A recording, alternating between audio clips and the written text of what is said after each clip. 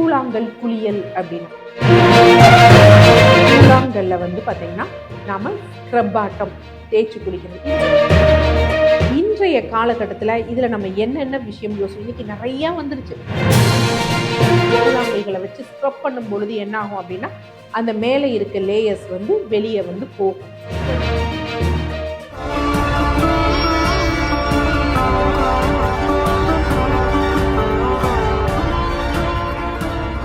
DCH viewers அனைவருக்கும் வணக்கம். தொடர்ந்து நமது சேனலுக்கு அளித்து வரும் ஆதரவிற்கு மனமார்ந்த நன்றி. ஸோ இந்த பதிவில் எதை பற்றி பார்க்க போகிறோம் அப்படின்னா கூழாங்கல் குளியல் அப்படின்னா நிறைய குளியல் இருக்குது. இதில் என்ன கூழாங்கல் குளியல் அப்படின்னா கூழாங்கல்ல வந்து பார்த்திங்கன்னா நாம் ஸ்க்ரப் ஆட்டம் தேய்ச்சி குளிக்கிறது. இது ஒன்றும் இன்னைக்கு வந்து பார்த்திங்கன்னா கொஞ்சம் அட்வான்ஸ்டாக இந்த மாதிரி பெபிள்ஸ் வச்சு தேய்ச்சி குளிச்சா நம்ம ஸ்கின் வந்து சாஃப்ட் ஆகணும். ஆனால் நம்ம முன்னாடி பார்த்துருப்போம். நான் சிறு வயதில் இருக்கிறப்பெல்லாம் பார்த்தீங்க அப்படின்னா அப்பெல்லாம் வந்து பார்த்தீங்கன்னா நிறைய பேர் இந்த தெருக்கள்லேயே குளிக்கிற பழக்கம் இருக்கும். ஸோ என்ன பண்ணுவாங்க அப்படின்னா குளிப்பாங்க. குளிக்கிறப்ப ஆக்சுவலாக இந்த செவரு இருக்குது பார்த்தீங்களா, அதில் தான் முதுகு தேய்ப்பாங்க. முதுகு தேய்த்து விட முதுகு தேய்க்கிறது அப்படிங்கிறது முன்னாடி ஒரு பெரும் வழக்கமாக இருக்கு. எங்கே தேய்க்கிறாங்களோ இல்லையோ முதுகை நல்லா தேய்ச்சி குளிங்க அப்படின்னு சொல்லுவாங்க. சரி, தேய்ப்பதற்கு யாருமே ஆள் இல்லைன்னா என்ன பண்ணுவாங்க அப்படின்னா சுவரில் வந்து தேய்த்து வந்து குளிப்பாங்க. அதே மாதிரி முன்னாடி ஏரி, குளம், ஓடை இந்த மாதிரி இடத்துல எல்லாம் குளிச்சாங்க அப்படின்னா அங்கே கற்கள் வந்து இருக்கும். ஸோ அந்த கற்கள்ல வந்து என்ன பண்ணுவாங்க அப்படின்னா நார்மலாக வந்து நம்ம கால் இருக்கு பார்த்தீங்களா, அந்த காலெல்லாம் வந்து தேய்ச்சி இந்த மாதிரி குளிக்கிற பழக்கம் வந்து இருக்கு.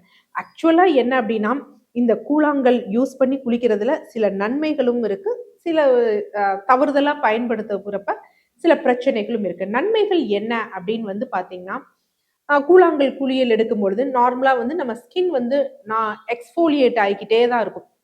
அதாவது என்ன அப்படின்னா கீழே ஒரு லேயர் இருக்கும், அடுத்து மேலே இருக்க லேயர் ஒரு 28 நாட்களில் போன பிறகு அடுத்து வரும். இது வந்து ரொம்ப ஸ்லோவாக நடக்கிற ப்ராசஸ், நம்ம கண்களுக்கு வந்து தெரியாது. ஸோ குளிக்கிறது அப்படிங்கிறது மெயின் விஷயம் என்ன அப்படின்னா இது டெய்லி ஷெட் அவுட் ஆகுது பார்த்தீங்களா, அப்போ அதை நீட்டாக கழுவுறதுக்காக தான் நம்ம வந்து குளிக்கிறோம். அதான். ஸோ அந்த மாதிரி குளிக்காதப்ப அந்த சின்ன சின்னது அப்படியே நின்றோம்.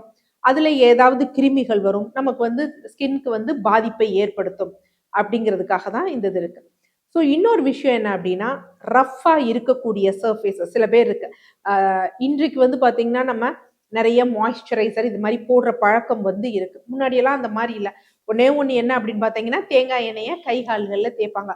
அப்பையும் மீறி என்ன அப்படின்னு பார்த்தீங்கன்னா அவங்க செய்யக்கூடிய தொழில் காரணமாக என்னென்னா முழங்கை, முழங்கால், அப்புறமேட்டுக்கு இந்த கால்கள் இருக்கு பார்த்தீங்களா, அந்த பாதத்தில் வந்து 2 வெளிப்புறமும் பார்த்தீங்கன்னா ஒரு எலும்பு இருக்கும்.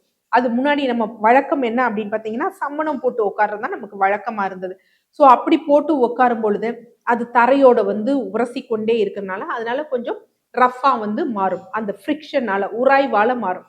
ஸோ இந்த மாதிரி எல்லாம் இருக்கிறப்ப அவங்க என்ன பண்ணுவாங்கன்னா அந்த இடத்துல தேய்ச்சி குளிக்கும் பொழுது, ஏன்னா அந்த இடத்துல அவ்வளோ ஈஸியாக அந்த ஸ்கின் வந்து ஆக்சுவலாக ரஃப் ஆகுதுனாலே அந்த மேலே இருக்க ஸ்கின் போயிட்டு அடுத்த ஸ்கின் ரீப்ளேஸ் ஆகாமல் மேலேயே அப்படியே இருக்கு அப்படின்னு அர்த்தம். ஸோ அந்த இடத்துல நம்ம அழுத்தி இந்த மாதிரி கூழாங்கல்களை வச்சு ஸ்க்ரப் பண்ணும் பொழுது என்ன ஆகும் அப்படின்னா அந்த மேலே இருக்க லேயர்ஸ் வந்து வெளியே வந்து போயிட்டு நல்ல ஒரு அந்த ஃப்ரெஷ் லேயர் வந்து இருக்கும் அப்படின்னு அர்த்தம். ஆனா இன்றைய காலகட்டத்துல இதுல நம்ம என்னென்ன விஷயம் யோசிக்கும், இன்னைக்கு நிறைய வந்துருச்சு. இன்னைக்கு எக்ஸ்ஃபோலியேட் பண்றதுக்கு ட்ரீட்மெண்ட் இருக்கு. அதே மாதிரி என்ன அப்படின்னு பாத்தீங்கன்னா யூஸ்வலா டெய்லி நம்ம குளிக்க ஆரம்பிச்சிருக்கோம், ஸ்க்ரப் வந்து போடுறாங்க, சோப்ஸ் இருக்கு. ஸோ இந்த மாதிரி நிறைய விஷயம் இருக்கிறனால இது இப்போ அவசியமா அப்படிங்கிறத வந்து யோசிக்கணும். அடுத்து ரெண்டாவது இந்த கூழாங்கல் வந்து பாத்தீங்கன்னா நார்மலா ஓடைகள்ல இருந்து எடுக்கிறதோ இல்லை இன்னைக்கு ஷாப்ஸ்லயும் அவைலபிள், பார்லர்ஸ்ல கூட அவைலபிளா வந்து இருக்கு. ஸோ எடுக்கிறோம் அப்படின்னா இது சீரா இருக்கணும். சப்போஸ் இந்த கற்கள் எங்கேயாவது விழுந்து எங்கேயாவது அடிபட்டு ஒரு சின்ன குழி ஏற்பட்டுறது, ஒரு சின்ன சிலுப்பல் இருக்கு அப்படின்னா அதை வச்சு நம்ம தேய்ச்சோம் அப்படின்னு வச்சுக்கோங்களேன், நம்ம ஸ்கின் வந்து டேமேஜ் ஆகும். அது ரொம்ப முக்கியம். டேமேஜ் ஆச்சுன்னா அதை தொடர்ந்து என்னன்னா தாபிதம் ஏற்பட்டு அதை தொடர்ந்து நமக்கு இன்ஃபெக்ஷன் ஏற்படும். ஸோ அதன் ஓரங்கள் வந்து சீரா இருக்கணும்.